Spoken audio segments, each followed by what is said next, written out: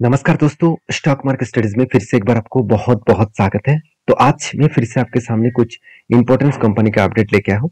तो इस वीडियो को लास्ट तक जरूर देखना, क्योंकि इस वीडियो के अंदर आपको जितने सारे कंपनीज के अपडेट मिलेगा वो सारे कंपनीज के टेक्निकली चार्ट पैटर्न भी मैं आपके साथ शेयर करूंगा।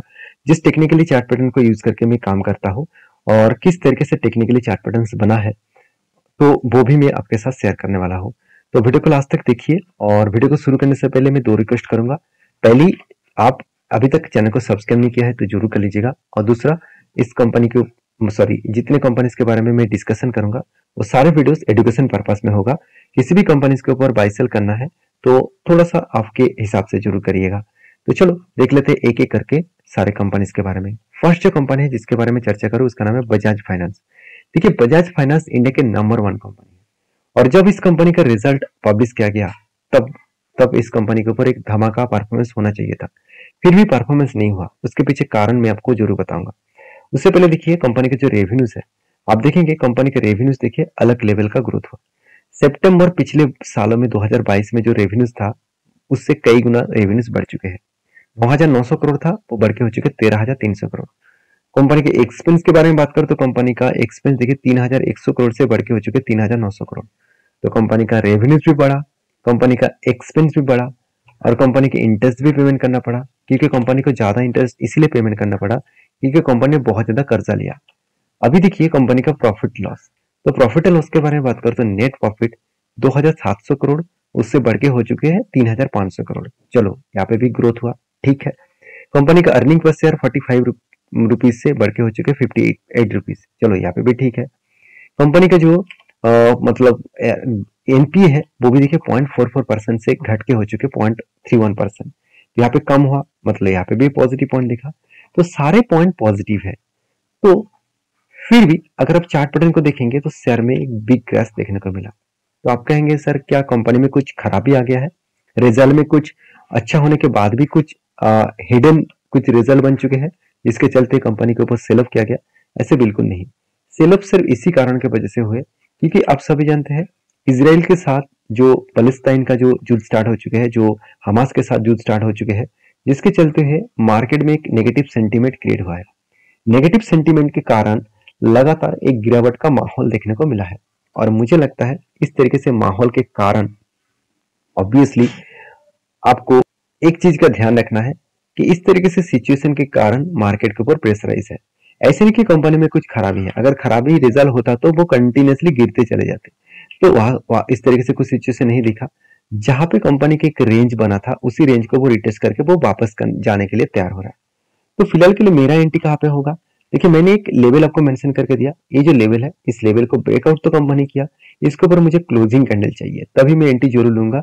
और क्लोजिंग कैंडल मिलने से पहले एंट्री कहाँ से बना, किस पैटर्न के हिसाब से बना वो दिखा दूं। देखेंगे आप तो यहाँ पे एक शोल्डर, उसके बाद एक हेड, उसके बाद एक शोल्डर केड हुआ।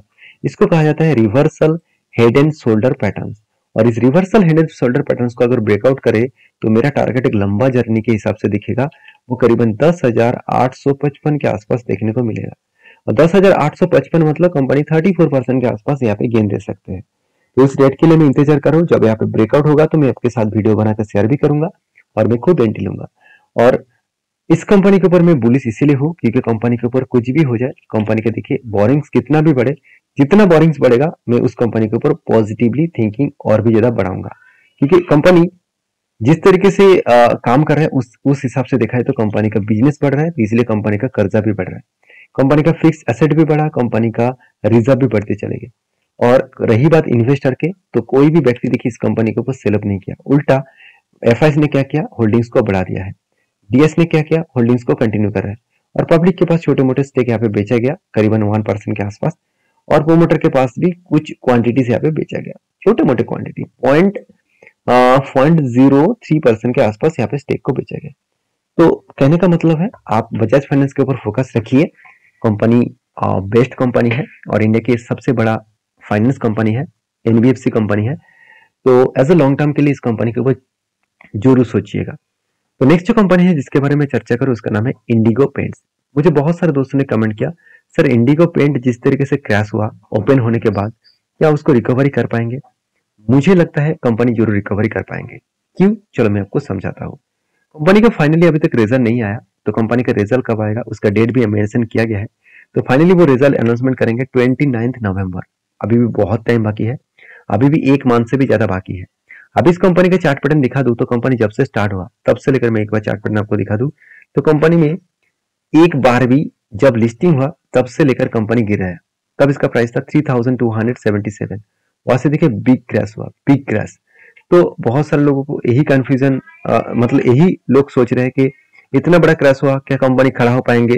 तो मुझे लगता है जरूर वो खड़ा हो पाएंगे, क्योंकि पेंट का जो डिमांड है वो लगातार बढ़ते जा रहा है। पेन इंडस्ट्रीज का जो डिमांड है वो लगातार बढ़ते जा रहा है, और पेन इंडस्ट्रीज का जो डिमांड है और भी बढ़ने वाला है, क्योंकि इस कंपनी का जो परफॉर्मेंस है वहां से आपको नजरिया देखने को मिलेगा।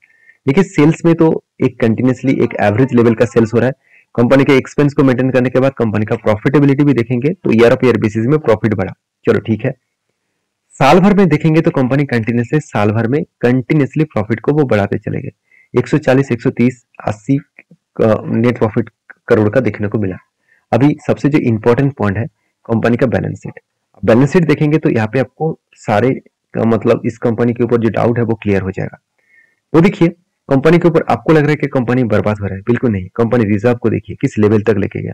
पहले कंपनी 70 से 80 करोड़ के आसपास कर्जा लिया करता था, आज कितना? सिर्फ 12 करोड़।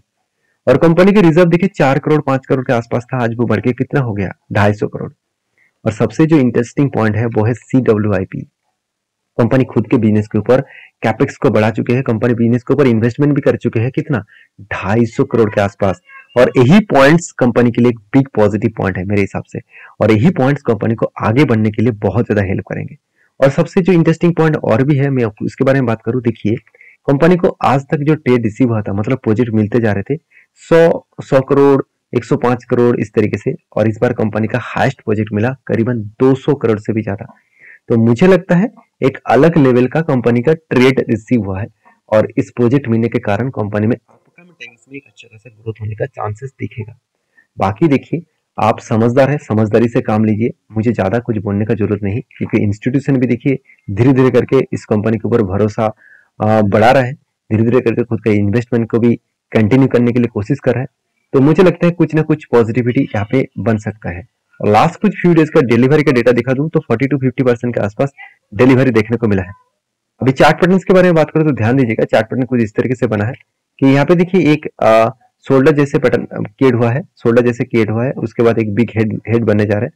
तो फाइनली यहाँ पे मैं इस कैंडल को थोड़ा सा यहाँ पे मेजर कर दूं तो ध्यान दीजिएगा, यहाँ पे एक शोल्डर क्रिएट हुआ, उसके बाद एक हेड भी क्रिएट हुआ, और उसके बाद एक शोल्डर बनने जा रहा है। थोड़ा सा आपको मार्किंग कर देता हूँ और भी आपको समझने में आसानी होगा। तो यहाँ पे क्या बना, यहाँ पे एक शोल्डर क्रिएट हुआ। तो शोल्डर पहले मैं मार्किंग कर रहा हूँ, आपको मैं लाइव बना के दिखा रहा हूँ। तो शोल्डर बनने के बाद यहाँ पे क्या बन रहा है, यहाँ पे फिर से एक हेड बना, और उसके बाद देखिए फिर से एक शोल्डर बनने के इंतजार में है। तो शोल्डर फाइनली यहाँ पे तैयार नहीं हो रहा है, तो थोड़ा सा मुझे लगता है टाइम लग सकते हैं। तो मुझे कुछ दोस्तों ने ये भी कमेंट्स किया कि सर आपको हर जगह पे कापोइट handle pattern, head and shoulder pattern आपको दिख जाते हैं, क्या ये आपको मतलब बेकार नहीं लगता है? आपको मैं जरूर कहूँ 7 साल इसी पैटर्न्स को फॉलो करके मैंने प्रॉफिट कमाया है, और 7 साल इसी पैटर्न्स को फॉलो करके मैं काम किया है। तो मुझे तो इस पैटर्न्स के ऊपर बहुत ज्यादा गर्व फील होता है, क्योंकि इस तरीके से पैटर्न्स के वजह से ही मैं आज प्रॉफिटेबल ट्रेडर बना हूँ। तो आप भी प्रॉफिटेबल ट्रेडर बनना चाहते हैं तो एक स्ट्रेटेजीज को हमेशा फॉलो करिए, एक रूल्स को हमेशा फॉलो करिए, क्योंकि रूल्स के बिना कभी भी आप जिंदगी भी मतलब कभी भी खुद के जिंदगी के ऊपर और खुद के बिजनेस के ऊपर भी ग्रोथ नहीं कर पाएंगे। रूल्स हमेशा आपको फॉलो करना ही है, चाहे कुछ भी रूल्स फॉलो करें। तो मैं इस रूल्स के ऊपर बहुत हैप्पी हूँ। आपका रूल्स अलग है तो आप अलग डिसीजन ले सकते हैं। तो जितने सारे दोस्त मुझे कमेंट्स किए हैं तो उसके लिए मैं कोई नेगेटिव पॉइंट बातें नहीं कहूंगा, मैं एक ही बात कहूंगा, आप आपके हिसाब से सोचिए, मैं मेरे हिसाब से सोचता हूँ। जो लोग मेरे बातों को एग्री करते हैं तो जरूर लाइक करिए, जो डिसएग्री करते हैं वो डिसलाइक भी करिए, तो भी मुझे पता चलेगा कितने लोग मुझे डिसलाइक करते हैं। तो नेक्स्ट जो कंपनी है जिसके बारे में चर्चा करूं उसके बारे में बात करूं, उसका नाम है KPIT टेक्नोलॉजीज। देखिए KPIT टेक्नोलॉजीज एक अलग लेवल का कंपनी है, एक IT सेक्टर से एक लंबा जर्नी करने वाला कंपनी है, क्योंकि ऑटो सेक्टर का जितना ग्रोथ होगा उतना KPIT का ग्रोथ होगा। आप सभी जानते हैं जब रसिया और यूक्रेन के बीच युद्ध स्टार्ट हुआ था तब IT सेक्टर का हालत बिगड़ गए थे, IT सेक्टर बुरी तरीके से पिट रहा था। उस टाइम में भी KPIT ने कोई भी करेक्शन नहीं दिखाया, कंटिन्यूअसली जर्नी किया। क्यों? क्योंकि कंपनी ऑटोमोबाइल्स इंडस्ट्रीज के साथ जुड़कर काम कर रहे हैं। तो ऑटो इंडस्ट्रीज में जितना ग्रोथ होगा उतना ही इस कंपनी का ग्रोथ होगा। ऑटो इंडस्ट्रीज में मतलब आप देखेंगे तो एआई, डिजिटल सॉल्यूशंस, उसके साथ साथ आप देखेंगे तो स्पेशलाइजेशन, और उसके साथ साथ ऑटो इंडस्ट्रीज में आप देख सकते हैं ऑटोमोबाइलेशन के ऊपर भी कंपनी काम करते हैं। तो इस कंपनी के एक बार वेबसाइट विजिट करेंगे तो आपको और भी क्लियर हो जाएगा तो एक्चुअली कंपनी काम कर रहा है। आप देखेंगे तो आपको जितने सारे गाड़ी का आपको डिटेल्स दिखेगा। देखिए टेक्नोलॉजी के बेसिस में कंपनी गाड़ी के ऊपर काम कर रहा है, जहाँ पे ऑटोनोमस जो ड्राइविंग है, साथ ही साथ कंपनी का इलेक्ट्रिसिटी जो है, उसके साथ साथ कंट्रोल व्हीकल्स भी है, उसके साथ साथ ऑटो सोर्स भी है, और इस तरीके से अलग अलग प्रोजेक्ट के ऊपर कंपनी काम कर रहा है। तो मुझे लगता है इस कंपनी के ऊपर एज अ लॉन्ग टर्म के लिए जरूर सोचना चाहिए, क्योंकि ऑटो इंडस्ट्रीज का ग्रोथ लगातार बढ़ते जा रहा है और भी बढ़ने वाला है। क्योंकि इंडिया में गाड़ी खरीदने का जो सिनेरियो है वो कुछ अलग लेवल का पर्सपेक्टिव के हिसाब से देखने को मिला है। हर घर घर में गाड़ियां होगा, इस तरीके से सिचुएशन देखने को मिला है मुझे लगता है।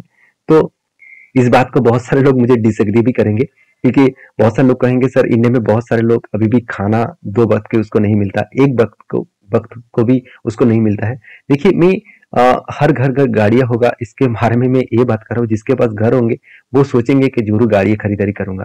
तो इस सिचुएशन से मैं आपके साथ डिस्कस किया हूँ। ऐसे नहीं कि जिसके पास खाने के लिए, रहने के लिए जगह नहीं है वो गाड़ी खरीदारी करेंगे। तो जब कोई कंट्रीज का ग्रोथ होता है तो हर किसी का ग्रोथ होता है। बाकी देखिए कुछ लोग तो हमेशा मतलब खाने खाने पीने का और घर का समस्या रहेंगे ही। ये सिचुएशन को मैं डिनाई नहीं कर पाऊंगा। तो आपका क्या राय है इस कंपनी के ऊपर जरूर कमेंट्स करना, क्योंकि इस कंपनी के ऊपर मैंने कुछ डिसीजन अलग लेवल का लिया हुआ हूँ। जो डिसीजन मैं आपको दिखाऊंगा उससे पहले देखिए कंपनी का अलग लेवल का डिलीवरी उठाया जा रहा है। कंटिन्यूसली एक पॉजिटिवली डिलीवरी उठाया जा रहा है, 40 से 50% के आसपास कंटिन्यूसली एक अच्छा खासा डिलीवरी यहाँ पे देखने को मिला है। अभी 2 पॉइंट्स में आपके साथ शेयर करूंगा। एक, इस कंपनी का चार्ट पैटर्न अगर देखेंगे, चलो मैं एक बार चार्ट पैटर्न आपको ओपन करके दिखा देता हूँ। KPIT जो टेक है, और हाँ मैं बता दूं ये चार्ट पैटर्न में ऑब्वियसली ट्रेडिंग व्यू इस सॉफ्टवेयर के ऊपर मैं हमेशा आपके साथ शेयर करता हूँ। ट्रेडिंग व्यू के ऊपर मैं देखता रहता हूँ। तो देखिए चार्ट पैटर्न कुछ इस तरीके से बना था। चार्ट पैटर्न में कुछ यहाँ पे एक रेंज स्टेट बना था, इस रेंज को ब्रेकआउट किए, यहाँ पे ब्रेकआउट किया। तो मैंने आपको बताया कि मुझे एक स्ट्रांगली ब्रेकआउट चाहिए। तो फाइनली वो स्ट्रांगली ब्रेकआउट हुआ, और इसके लेवल के ऊपर मैंने एंटी लेवल भी ले लिया। और इस एंटी लेवल लेने के पीछे 2 कारण है। पहले तो एक रेंज के हिसाब से ब्रेकआउट किए है, और दूसरी कारण कंपनी जो हायर जाने के बाद लो किए थे, जो स्विंग लो किया था वो प्रीवियस लो के ऊपर है। इसका मतलब एक ट्रेंडिंग जो है वो अप ट्रेंड का ट्रेंडिंग देखने को मिला है। तो आपके क्या राय है इस कंपनी को जरूर कमेंट्स करके बताना। तो नेक्स्ट जो कंपनी है जिसके बारे में चर्चा करूं उसका नाम है जीके वायर्स लिमिटेड। तो जीके वायर्स लिमिटेड देखा जाए तो एक स्टील मैन्युफैक्चरिंग कंपनी है। कंपनी के ऊपर एक धमाका परफॉर्मेंस हुआ। 60 में चलने वाला कंपनी आज 350 में चल रहा है। तो इतना बड़ा जर्नी होने के बाद बोर्ड ने एक बहुत बड़ा अनाउंसमेंट भी कर चुके हैं, वो है स्प्लिट देने का। तो स्प्लिट का जो अनाउंसमेंट है, हर एक के बदले कंपनी को 5 देने वाला है। ये था कुछ कंपनी से अपडेट। वीडियो अच्छा लगे तो प्लीज लाइक करना, दोस्तों के साथ शेयर भी करना। और ये वीडियो टोटली एजुकेशन पर्पस में है, कोई भी बाय एंड सेल का रिकमेंडेशन नहीं है। तो मिलते हैं नेक्स्ट वीडियो में, तब तक के लिए अच्छे से रहिए, अपने ख्याल रखिए, धन्यवाद।